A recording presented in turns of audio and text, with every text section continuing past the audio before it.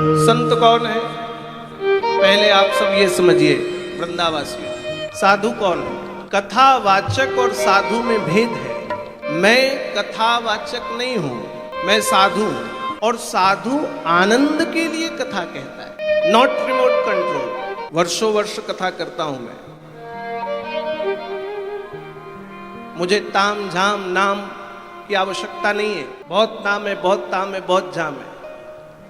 सन्यास की परंपरा त्याग से आरंभ होती है। जहां त्याग है वहां सन्यास है। तुलसीदास जी ने कहा है, संत कौन है? जो तीर्थ में वास करता हो। ध्यान देकर समझिए, प्रयागराज की कथा है। तीर्थ में मुद मंगल में संत समाजो, हम संत समाज का बंधन करें। लेकिन संत कौन है? तो कहा जो जग जंगम तीर्थ राजू, जो तीर्थ में रहता हो। बंधुओं, तीर्थ में रहने वाले सब साधु हैं क्या? सब साधु हैं? अरे कुछ सिर तो हिला दो। तीर्थ में रहने वाले सारे साधु होते हैं क्या? नहीं। सुल्तानगंज में आप सब गंगा जल भरने जाते हो और डुबकी लगाओगे, 5 आदमी गए तो 3 लगाते हैं, 2 कपड़ा ताकते हैं। क्यों? चोरी ना हो जाए। तीर्थ में रहने वाले सब साधु नहीं है। तो पूज्यपाद जी ने कहा साधु कौन है? तो उन्होंने कहा राम भगति जहां सुरसरी धारा, जिनके मन में राम जी के प्रति भक्ति हो, और भक्ति ही नहीं सरसई ब्रह्म विचार प्रचार, जो श्री रामचंद्र जी के कथाओं का गुणगान गाए, श्री राम जी को अपने जीवन में चरितार्थ करे। राम कौन है? तो भगवान राम ने कहा है, उस समय जब उन्होंने रामेश्वरम में सेतु बंधन किया, मिट्टी के शिवलिंग की स्थापना की। मैं आगे कथा पर बताऊंगा जब 12 ज्योतिर्लिंग महिमा की कथा कहूंगा, लेकिन आप लोगों को समय से आना होगा कथा पर, नहीं तो आधी सुनोगे आधी छूटेगी, आधी सुनोगे आधी छूटेगी। हमारा कुछ नहीं जाना है। समय बलवान है, समय पावरफुल है। रामेश्वरम में जब भगवान राम ने लिंग स्थापन किया, लिंग थाप विधिवत करी पूजा, लिंग की स्थापना की। और जब लिंग स्थापना की भगवान राम ने, तो भगवान राम ने कहा है कि शंकर प्रिय मम द्रोही, शिवद्रोही मम दास, तीन नर करही कलप भरी, घोर नरक महुआ। सुनिए, भगवान राम ने कहा शंकर प्रिय मम द्रोही, जो भगवान शिव से प्रेम करता है, मन भगवान शिव में है। अब मान लो मैं भगवान शिव का भक्त हूं, शंकर प्रिय मम द्रोही, मतलब है तो भगवान शिव का भक्त, लेकिन भगवान शिव के भक्त होने के बाद भी उसको लगता है शिव ही सब कुछ है, राम जी कुछ है ही नहीं। ध्यान देकर सुनिए, कईयों के मन में विचार आता है हम जिन भगवान की पूजा कर रहे हैं वही सब कुछ है।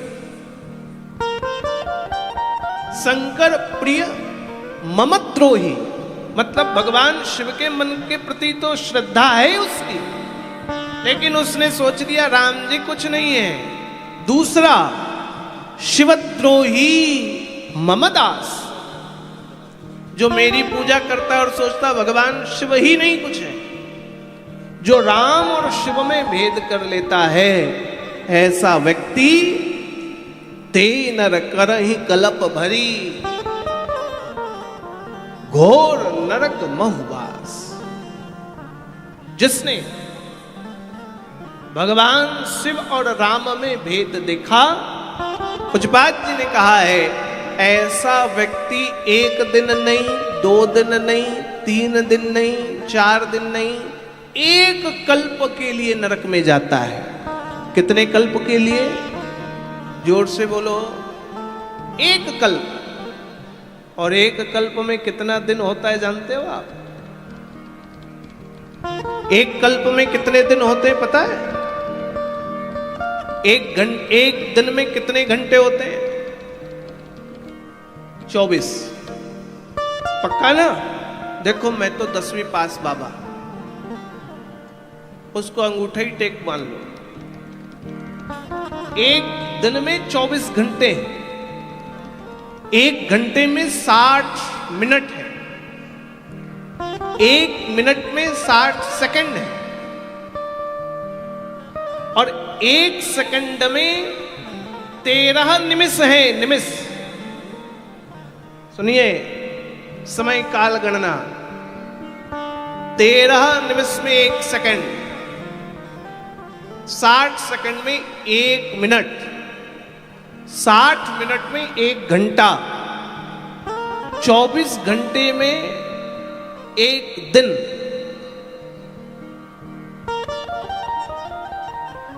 एक दिन में 8 प्रहर, 3-3 घंटे के प्रहर हैं। और ऐसे करके है 15 दिन में 1 पक्ष। 2 पक्ष होते हैं देवियों बंधुओं, शुक्ल पक्ष, कृष्ण पक्ष। 2 पक्षों को मिलाने से 1 महीना। ध्यान दीजिए, कल्प की कथा बता रहा हूं। और ऐसे करके 1 महीने, 2 महीने, 3 महीने, आप सब जानते हैं 12 महीने पूरे होने पर 1 वर्ष। हिंदी पंचांग गणना के अनुसार 3 साल में 1 वर्ष 13 महीने का होता है। अधिक मास हम उसे कहते हैं, पुरुषोत्तम मास कहते हैं। ऐसे करके 100 वर्ष बीतने पर मनुष्यों की आयु है। मनुष्य कितने दिन जीता है? तो यजुर्वेद ने कहा, जीवेम शरदः शतम, शृणुयाम शरदः शतम, प्रब्रवाम शरदः शतम, मदीनाश्याम शरदः शतम। जीव कितने साल के लिए जन्म लेता है मनुष्य? 100 साल। कितने साल? 100, 100। वो बात अलग है दारू पीकर 60 में ही मर जा रहा है। वो बात अलग है गांजा पीकर 65 में ही खत्म हो जा रहा है। वो बात अलग है गड़बड़ खा करके लीवर डैमेज कर ले रहा है। लेकिन भगवान ने आंखों को कितने दिन के लिए दिया है? 100।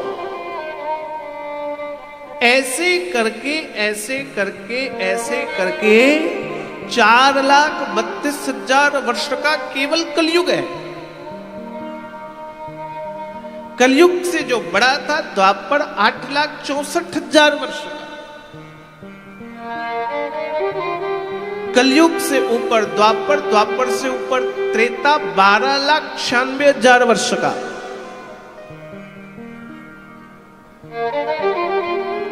और लगभग 17,00,000 वर्ष तक के लिए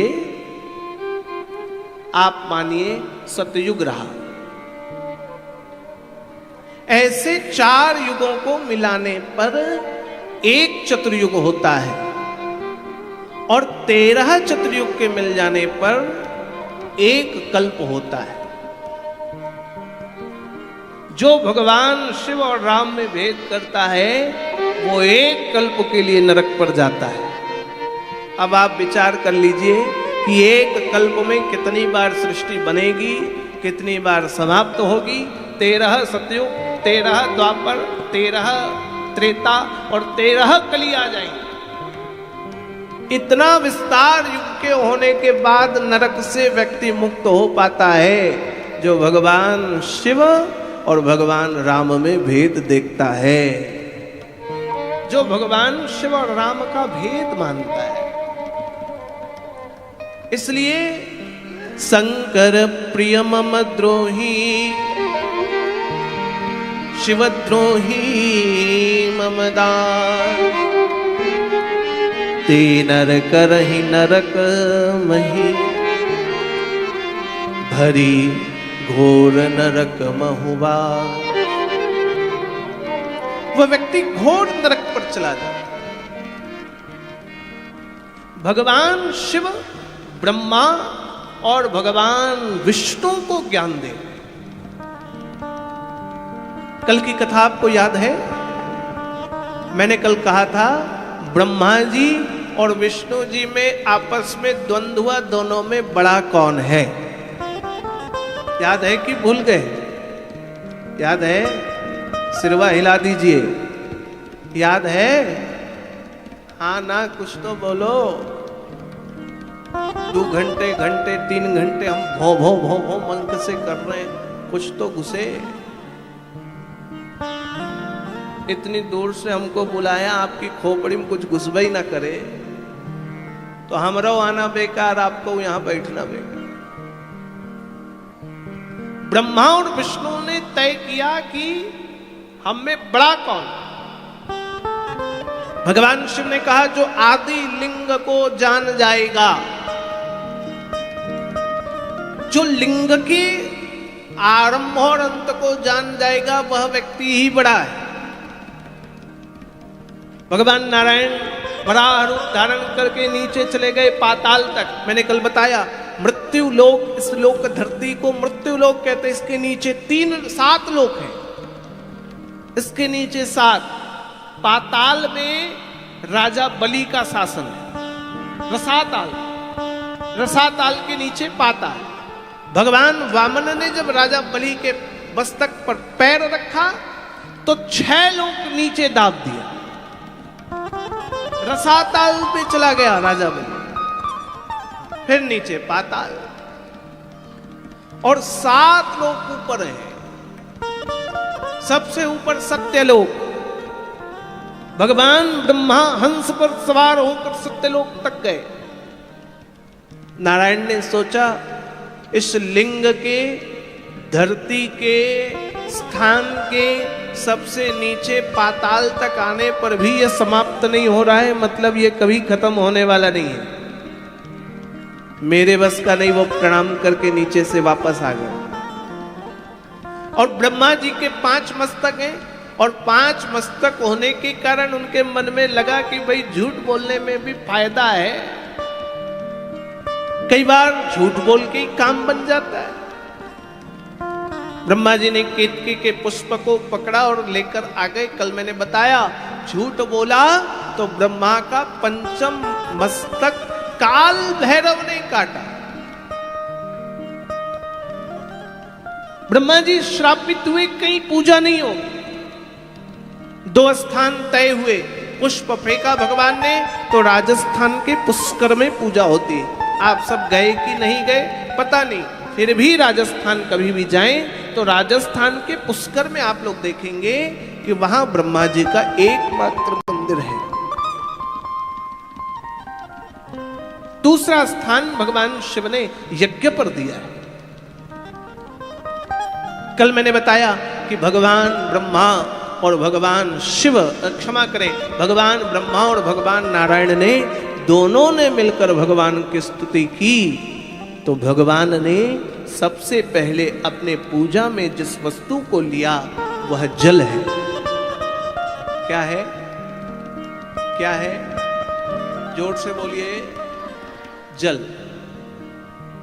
आप बोलोगे तो आपका ध्यान मंच पर रहेगा और याद होगा। बहुत बड़ी बात आज कथा पर बताऊंगा।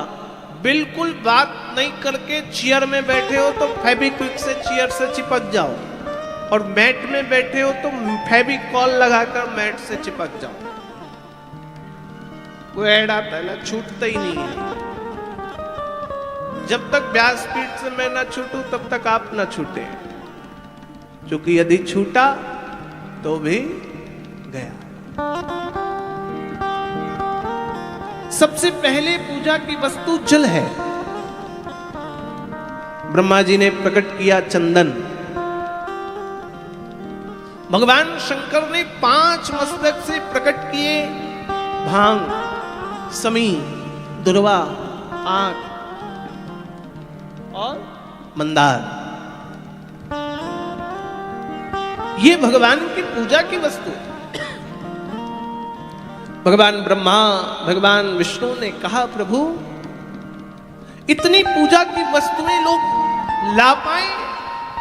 क्योंकि कलयुग में मनुष्य के पास सब कुछ है, समय नहीं है, टाइम बड़ा कम है सबके पास, समय की अल्पता है, और अल्प समय होने के कारण करे क्या? तो भगवान शिव ने तीनों ब्रह्मा, विष्णु और अपने तेज से जिसको प्रकट किया, उस वृक्ष का नाम है विल्व। विल्व का वृक्ष। एक बिल्व पत्र भी भगवान महादेव को चढ़ा दिया। ध्यान देकर के सुनो वृंदावासियों, श्रद्धा पूर्वक एक लोटा जल,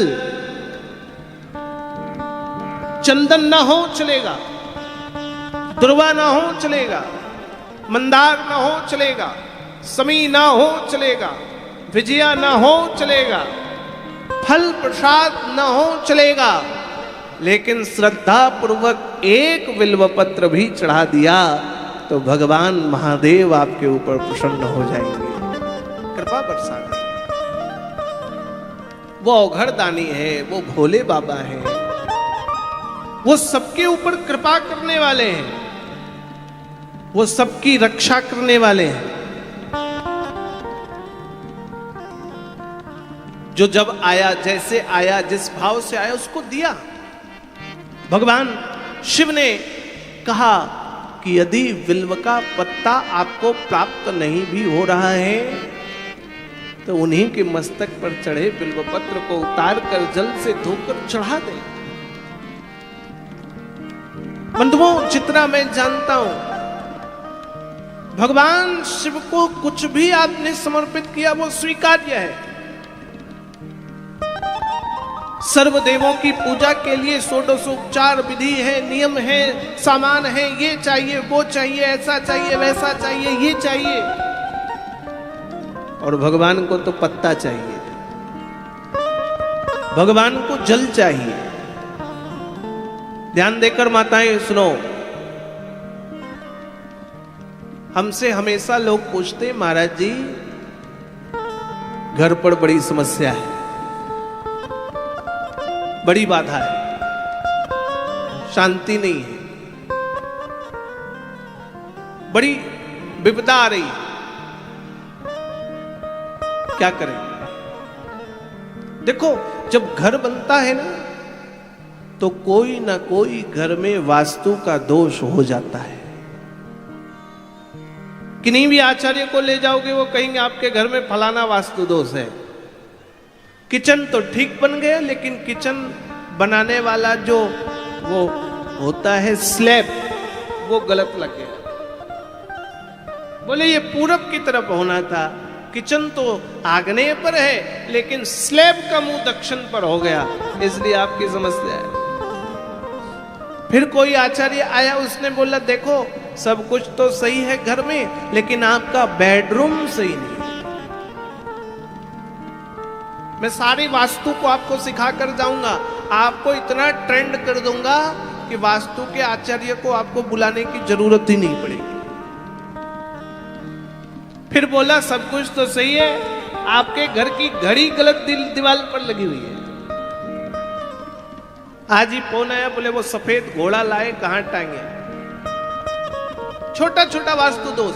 नियम तो ये भी कहता है बाथरूम का नल भी आपका पानी टपक रहा है तो वो भी वास्तु के दोष पर है। अब इतने वास्तु के दोष को आप तो ठीक नहीं कर सकते हो। कितनी बार घर तोड़वाओगे, कितनी बार नल सही कराओगे, कितनी बार ये कराओगे? ध्यान देकर सुनो वृंदावासियों, कुछ कराने की जरूरत नहीं है।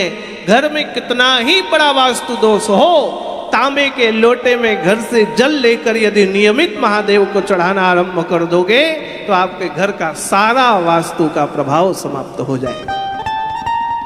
सब केवल एक लोटा तांबे के जल घर से लेकर के जाना है।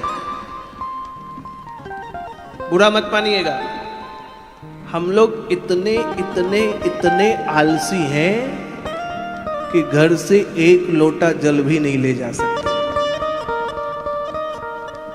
वही मंदिर का लोटा, पहुंच गए मंदिर, कोई जल चढ़ा रहा है, उसी को बोले दीजिए ना थोड़ा। गलत बोल रहा हूं? हाँ मैया मांग लेते ना, दीजिए। पंडित जी बैठे तो उन्हीं को कहेंगे थोड़ा जल दीजिए। किसी ने मंदिर में कुआं लगवा दिया, नल लगवा दिया, उसी से जल भर लिए और मंदिर के ही महादेव पर चढ़ा दिए। लोटा कहां का? जोर से बोलो। मंदिर का। जल कहां का? भगवान कहां है? और कृपा घर में चाहते हैं।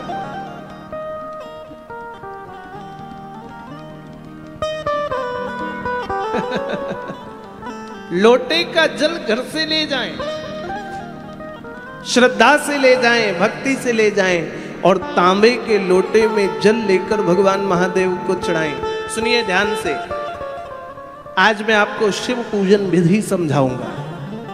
कैसे करें महादेव की पूजा, क्या अर्पित करें, क्या समर्पित करें, किस भाव से करें, कहां बैठकर चढ़ाएं। भगवान शिवलिंग में भगवान का मुख किधर है, हाथ किधर है, पैर किधर है, पेट किधर है, आंख किधर है, आप जानते हो? नहीं, भगवान का सिर किधर है, पृष्ठभाग किधर है, किधर भगवान विराजमान है, हमें पता ही नहीं है। ये सारी बात आपको बताऊंगा। बंधुओं, भगवान शिव को जल सदा और सर्वदा उत्तर मुख करके चढ़ाना चाहिए। कौन सा मुख? जोर से बोलिए। पीछे वाले दादाजी बाबा आप लोग भी बोलो, उत्तर मुख। अब ये बताओ भाई, उत्तर कहां पता चलेगा? ये तो बड़ो झाम है बाबा जी। कौन बताएगा पूरब कहां, उत्तर कहां, पश्चिम कहां, दक्षिण कहां? कुछ जानने की जरूरत नहीं है। ये भगवान शंकर हैं, इधर दिखाओ। भगवान शिवलिंग है और भगवान शिवलिंग में जलाधारी होती है। जलाधारी जानते हो ना, जो जल जल मैं उठा ही लूं भगवान को।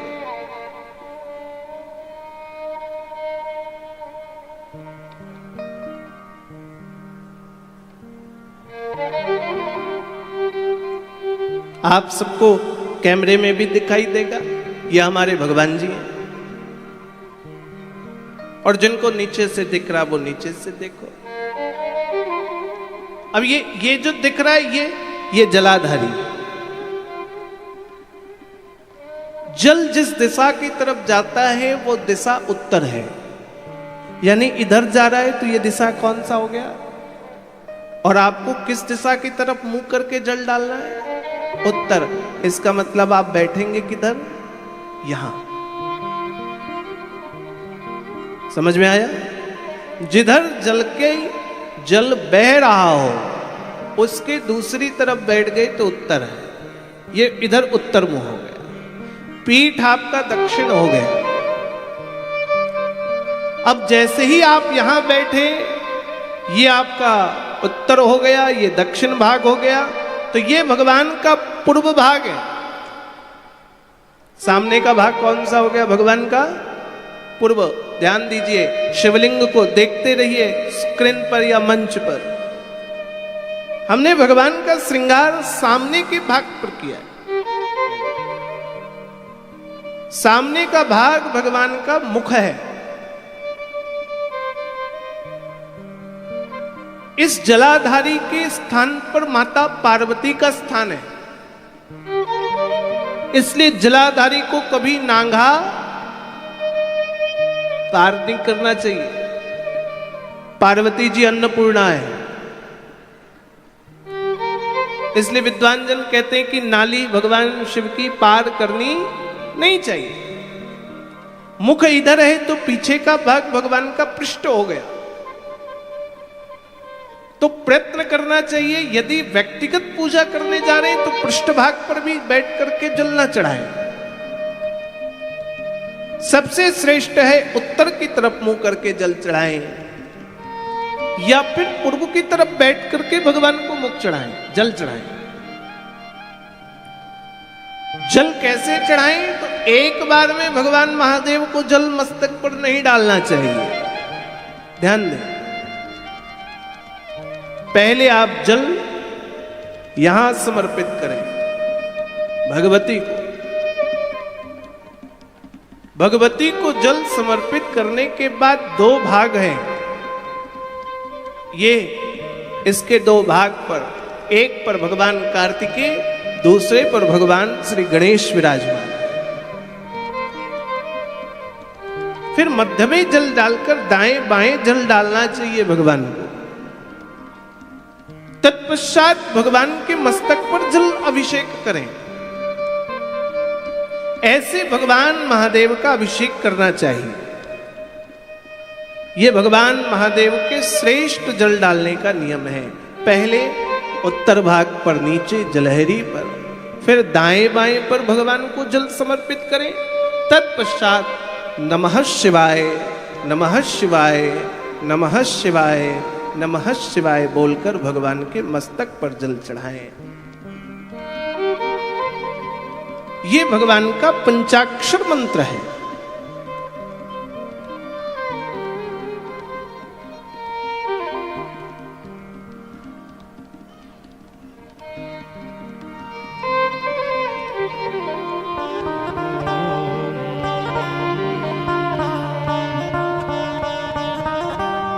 नमः शिवाय, नमः शिवाय, नमः शिवाय, नमः शिवाय।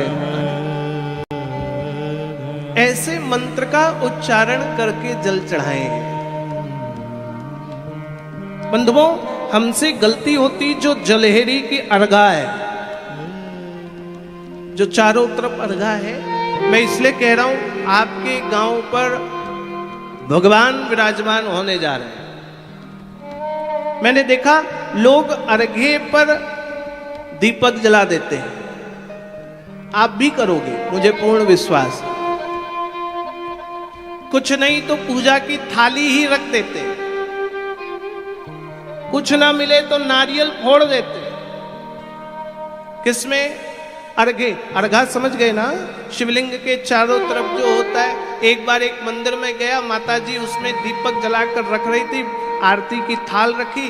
मैंने पूछा माता जी ये क्या है? तो बोले पूजा स्टैंड है। अर्घे को अर्घा पूजा स्टैंड नहीं है।